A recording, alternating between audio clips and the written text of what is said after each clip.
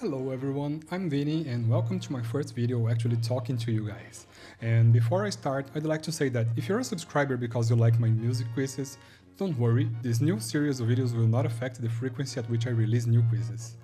So, Echoes of Wisdom has been out for some time now on its top-down view classic Zelda glory, and either if you already played it and want more of the classic Zelda feelings, or if you haven't and won't be able to play it but still want to experience a game that feels like an old-school Zelda, I'm here to recommend you 6 games to suppress that tingling need of yours, so let's go!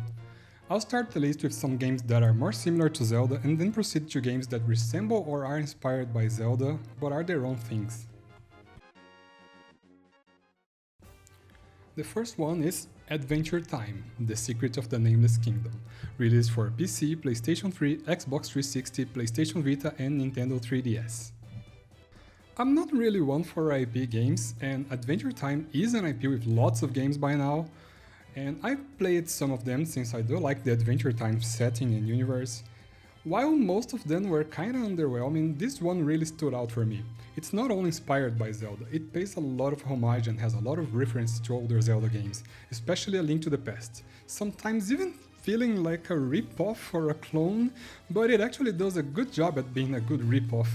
So if you like Zelda and Adventure Time, you will probably enjoy this game. 3D Dot Game Heroes, exclusive for the PS3. Fun fact, this game was actually published by From Software in Japan even before they released Dark Souls, but that doesn't matter here. This is a Zelda clone in absolutely everything, from the game structure to its gameplay and its dungeons, and even some of the enemies look just the same. The big differential here is that everything is made by blocks, including your own character, which you can customize however you want, including building and rebuilding it from scratch whenever you feel like, essentially letting you play with any character you want to, if you know how to build it. Or even a full original model you can create. Pretty cool, huh? Other than that, it's literally just Zelda, which is actually the point here. Death's Door, released on basically every modern platform, PC, PlayStation 4 and 5, Xbox, Switch and even Android. Now this is what I'm really talking about. This is one of my favorite games on this list. I've seen many people online labeling this game as a Souls-like, but I disagree.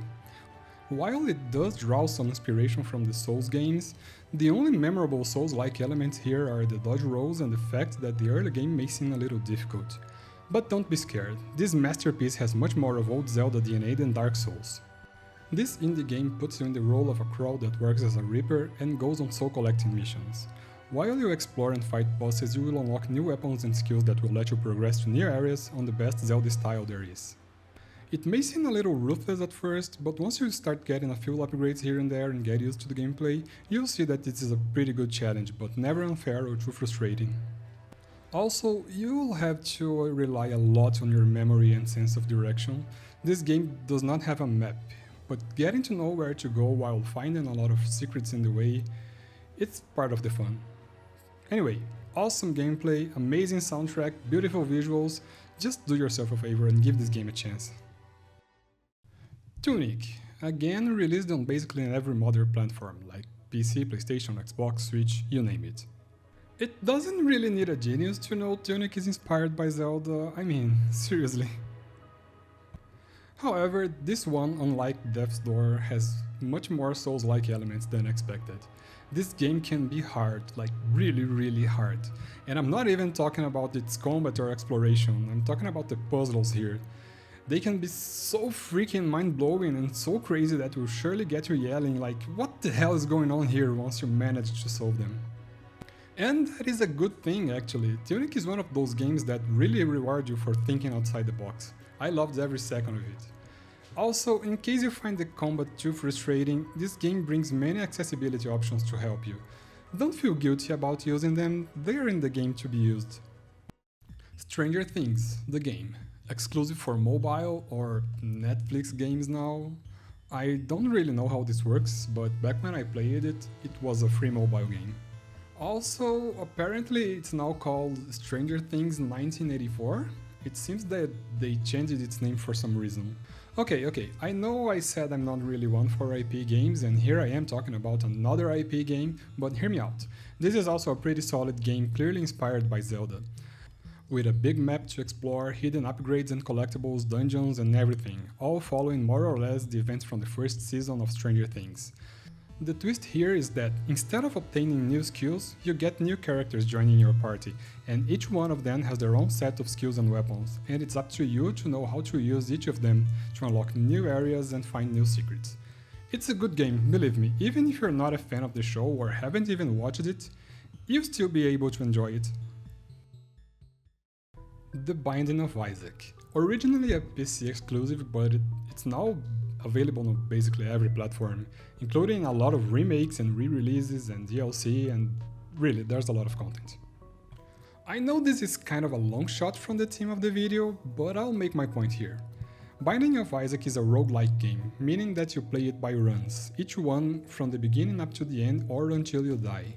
This is a very challenging game, and each time you beat it or die, you'll unlock new items or characters that may make your journey easier, or harder depending on your choices and also your luck. And I know this is very far from the Zelda formula, but the dungeon crawling on this game is clearly based on Zelda dungeons, including the map, the need to find the keys to unlock doors, a boss key to fight the area boss, bombs to break the walls and everything you already know. Even some interface elements like the hearts as a health meter are based on Zelda. Also, this game is made by the same guy that made Super Meat Boy, and that says a lot about the art style and the game difficulty. While this strays a little from the classic Zelda experience, I still think that there's a lot in here for those Zelda fans who prefer dungeon crawling instead of world exploration. So, how many of these games did you already know? Have you played any of them?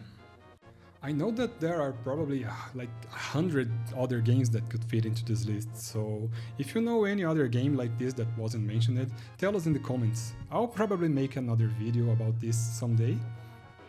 Also, I hope you liked it, and don't forget to subscribe for more content like this and more quizzes.